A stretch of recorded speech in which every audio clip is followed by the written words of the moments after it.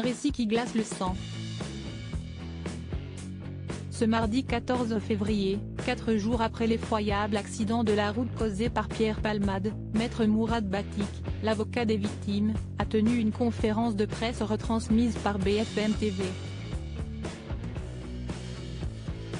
Et le moins que l'on puisse dire est que les témoignages qu'il a recueillis font froid dans le dos. Avant d'entrer dans les détails, voici les faits.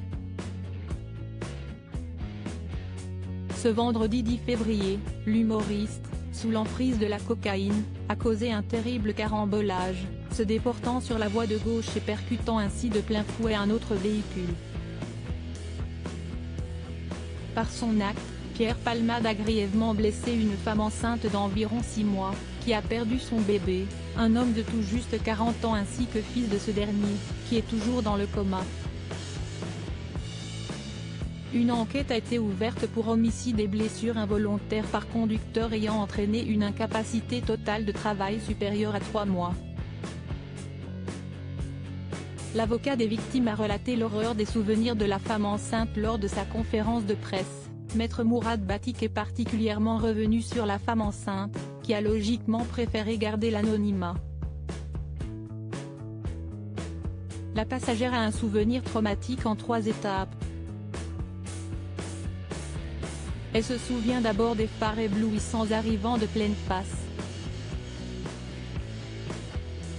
Elle se souvient ensuite du coup de volant donné par le conducteur pour tenter d'éviter le véhicule qui leur fonçait dedans.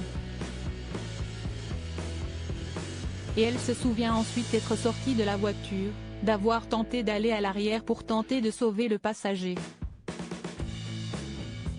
Mais elle s'est effondrée, n'ayant plus de force, en pensant instinctivement à son bébé, hurlant à plusieurs reprises. Cette jeune femme enceinte a rapidement été prise en charge par les secours.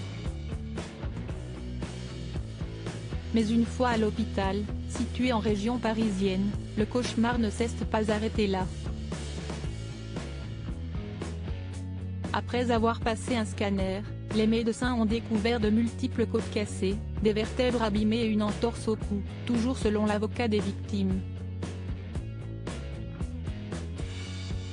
Les chirurgiens ont dû procéder à une césarienne en urgence, alors que la date d'accouchement était prévue le 15 mai.